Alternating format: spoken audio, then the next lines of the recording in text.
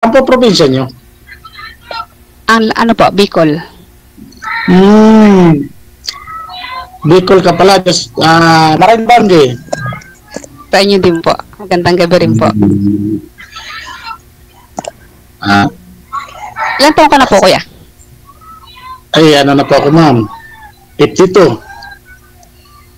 Kayo po, ma'am? 46 po. Ay, hindi malayo. Ano po kayo? Hiwalay o balo? Wala na po akong asawa. Nung balo po ako, na-stroke po yung asawa ko, yung pandemic. Ilan po anak nyo? 6. 2 lalaki, 4 na babae. Dami. Pero ano na lang, ma'am, isa na lang nandito sa akin, isang dalaga. 2 kami sa bahay. May asawa na po lahat? Yung ano, yung 5? Yung 3 po, yung isa po, yung bunso ko po, 12, nandun sa panganay kong babae. Ngayon yung sinundan po, 17, nandito sa akin. 2 lang kami dito sa bahay.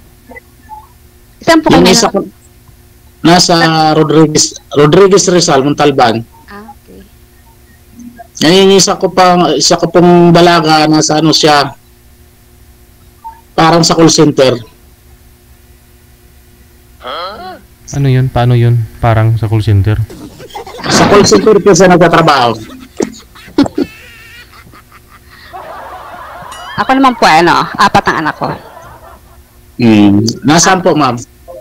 Nandito po sa Cavite din. Kasama ko po sila. Saan po kayo sa Cavite banda? Silang po. Malapit lang kasi matagal din ako nagtrabaho dyan sa may Manggahan. Ay, malayo po sa amin yun. Opo. Iba po yung way nila ng Manggahan. Kasi ang silang papuntang yun, papuntang sa lugar ni Tagaytay, sa lugar ni Bombardilla. Malalaki na po Ano po kayo, ma'am? Biyuda po kayo, ma'am? Biyuda? Opo. Okay. Okay lang sa'yo, ma'am, ha? Yung edad, ha? Kasi medyo 46 po. 6 na taon po yung pagitan. Okay lang? Ako lang naman po. Okay, sige. Ang bunso ko po ay 22. Matanda na rin. 22 na po ako. Ilan anak niyo? 4? Apo. May apo na rin po akong isa. Ay, mas matanda pala yung yung bunso mo. Sa akin, pa lang magdo-12. Bali, ilan taon na po kayong wala asawa? Ano na, ma'am? 4 na taon na mahigit. So, 4 na taon na po ngayon, wala kayong naging girlfriend? Naghahanap po, ma'am, pang matagalan. Okay. Panghabang buhay. Sana nga makatagpo ako ng karapat-dapat para gusto ko na rin meron akong kasama sa buhay. Malungkot kasi. Hindi ako pera.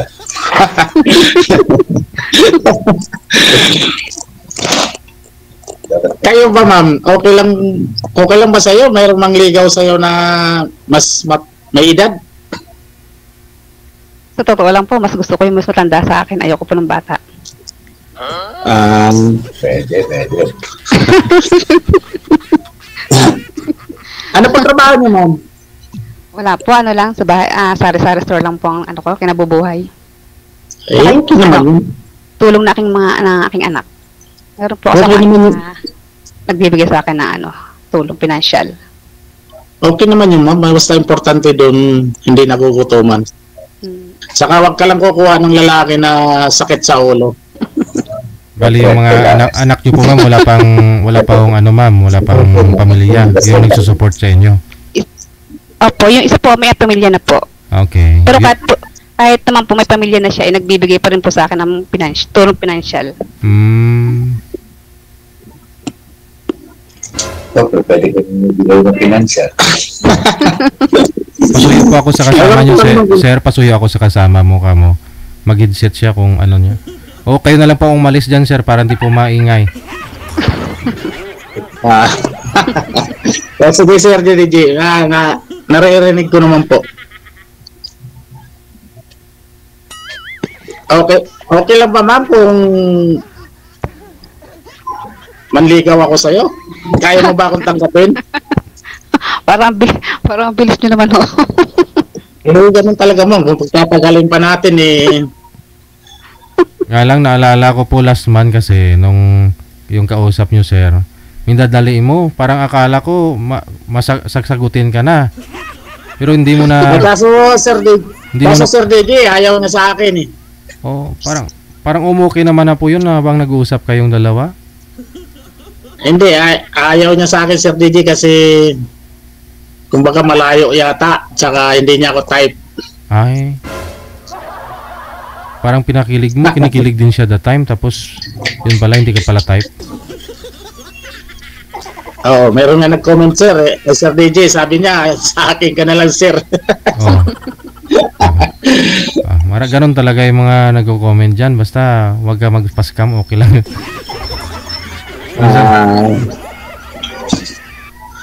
Kayo po, ma'am, ano po ang hanap niyo sa isang lalaki? Siyempre naman po yung may respeto at saka mabait. Minsan kasi may mga nagko-comment dyan, paasa, no? Scam ka lang. Okay, dapat yung respetuhin kayo at saka mamahalin kayo, hindi kayo sasaktan. Ayun na nga po. At saka tanggap po ang nakaraan ko. Tanggap po yung mga anak ko.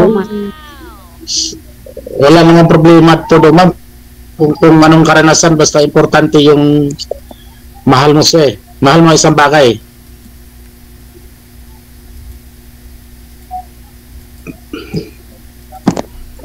Bali, ano pong trabaho niyo?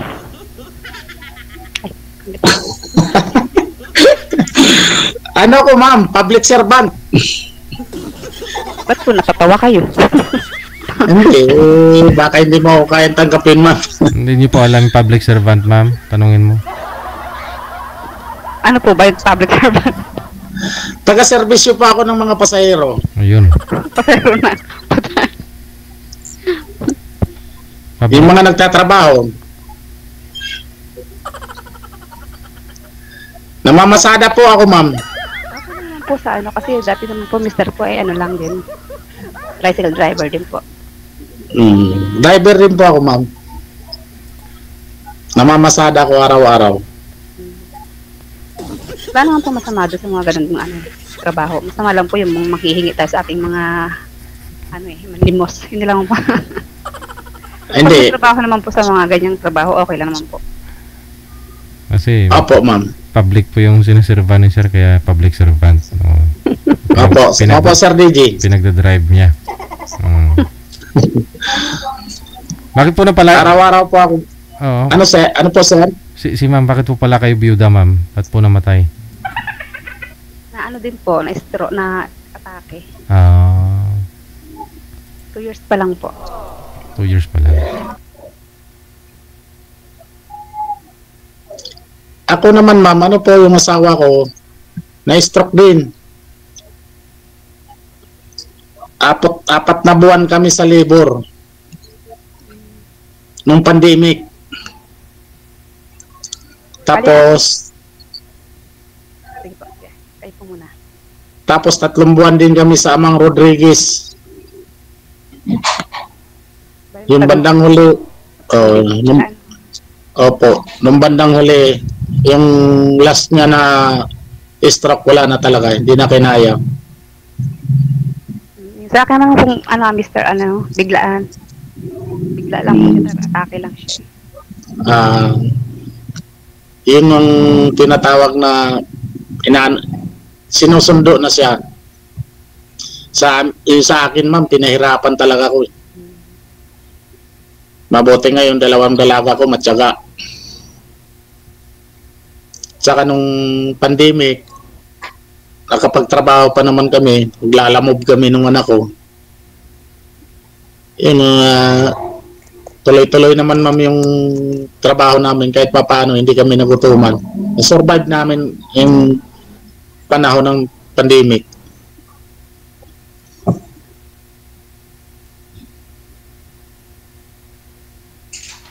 Ano ma'am? Ano po? May tanong pa po. Oo. Ano pong tanong niyo? Wala po ako maisip tanong eh. Kayo na po muna magtanong. Okay lang.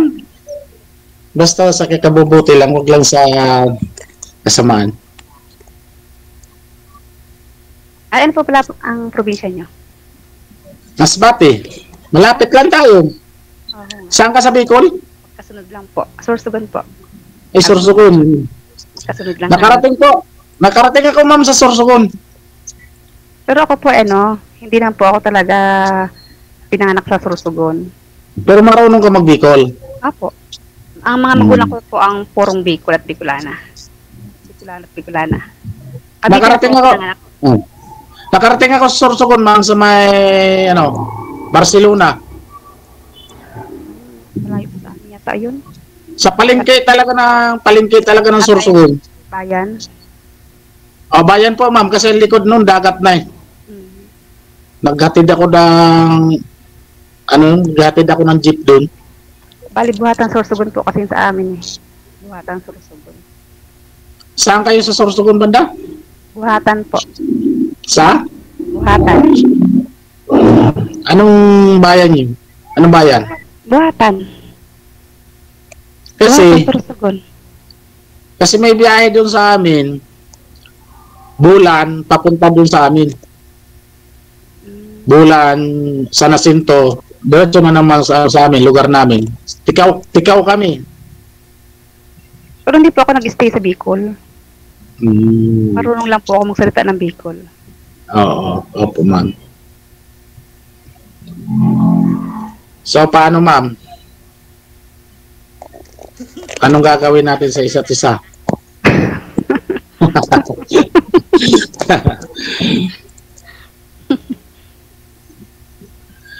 Kasi ako ma'am talagang sabi ko nga kung makakita ako ng babae na seryoso, yun na talagang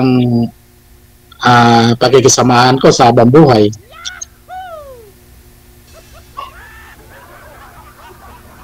Ay, yun naman papag-usapan naman yung mga bagay-bagay na ganyan. Opo ma'am, kasi ano naman natin yung maganda kung masama naman ugali. Correct ho. Kayo po ma'am, kaya niyo ba akong tanggapin kung manliligaw po ako sa'yo? Tingnan ho natin sa mga darating na araw. Sa ngayon ho no comment muna tayo. Ako kasi ma'am, sa gabi lang ako nandito sa bahay. Dahil sa may trabaho nga po kayo. Opo ma'am, kasi araw-araw ako sa kalsada ma'am. Nag-servisyo sa mga ganun talaga. pasahero. Ganun ho talaga yun ang trabaho nyo eh. Opo ma'am. Alas 3 pa lang, maalis na ako sa bahay. Tapos maaga naman ako umuwi, alas 6 umuwi na ako papunta dito sa amin. Montalban, Rizal. Montalban? Montalban ma'am? Saan sa Rizal? Floodway pala yun. Sa Floodway naman pala sila. Ano layo yun ma'am? Floodway sa ano yun? Floodway sa Pasig yun. Malayo.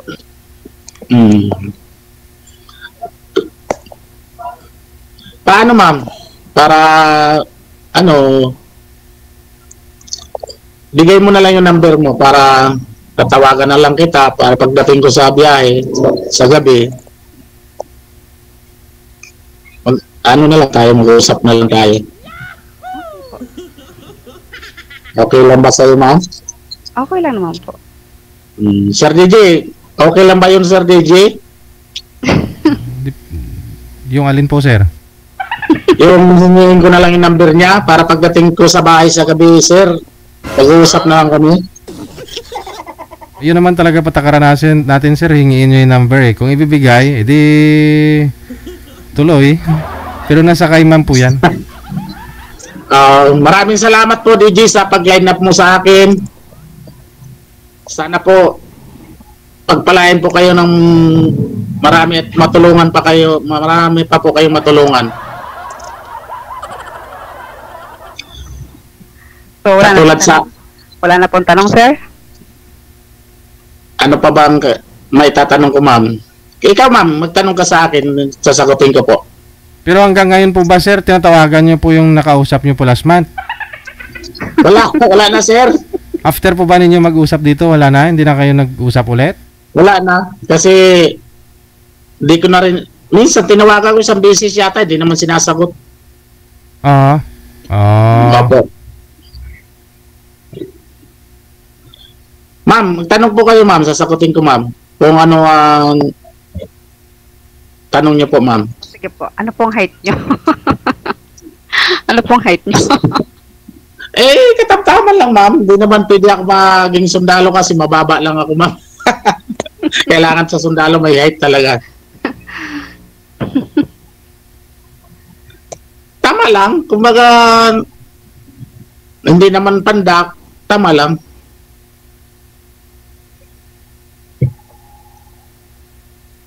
Baka ano lang, ma'am, 5'5" lang yata eh. Ano pa sa sunod? Ganito pala pag naka-live. Ganito pala ang pag naka-live, halos nabablanko yung isip. Wala may tanong. Hindi na, ma'am, kasi kaba lang ang namamagitan niyan, ma'am. Pero pag sanay ka na, hindi ka na mahiya. Pag ako nanonood ako natatawa po eh. Pag ako nakasala, ako blanco. Kaya nga, hindi ko nga alam, ma'am, baka kung may magkagusto pa ba sa akin kasi napakapangit ko eh. Hindi kasi ako inayos paggawa ng mga magulang ko eh. Wala naman pong pangit sa mundo. Kaya nga, ma'am, sana makatagpo pa kung mamahalin ko eh. So, maging tapat lang po at marespeto sa babae. Opo, ma'am. Gusto sa pagtapat lang, ma'am, kaya ko naman siguro ibigay yung tapat na walang pagkukulang.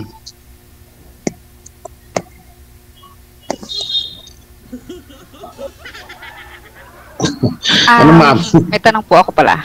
Nagme-maintenance po ba kayo? Wala pa mo, ma'am. Hindi pa ako nag-maintenance.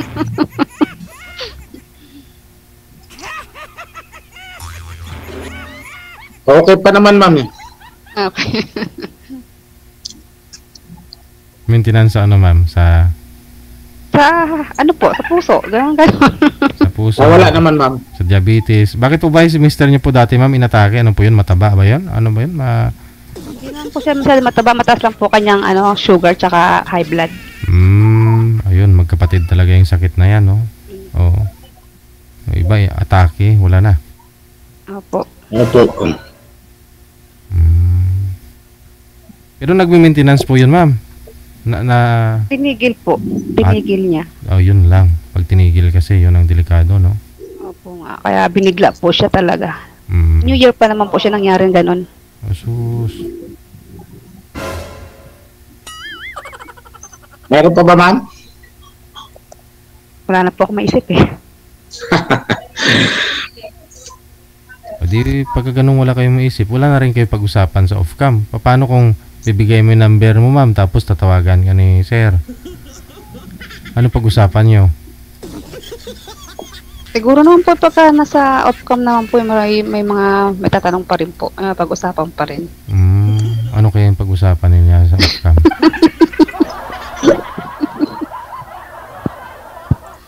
Gulen, tingin ka ng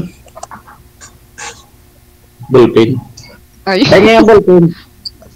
Sir, off-cam ho. Bibigay ang number ko, sir.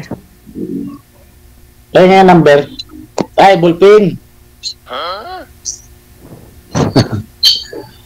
Sulat po yung number niya. Off-cam po, sir. At number pa, i-connected na kayo dito sa Viber. Tuloy-tuloy na pa yung pag-uusap ninyo. Hindi, sir, kung bibigay niya. Ito ni number ni ma'am sa Viber, Nandiyan na po Opo, sa... yan po.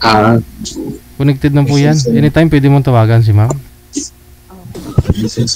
Video call pa. Kung sa number, hindi mo video call si ma'am Message mo na lang siya. Magpalitan Sige kayo po, ng ma'am. mga mensahe kahit Facebook mamaya, ano? Magano kayo, magbigayan kayo ng Facebook, screenshot nyo na lang Facebook nyo. Number niya? Pag Hindi, kaya nasa Viber mismo. Yun na yung pag dyan na kayo mag-uusap. Wala ka na itatanong, ma'am? Wala na po, sir. Sige, no? So off cam na lang. Maraming salamat.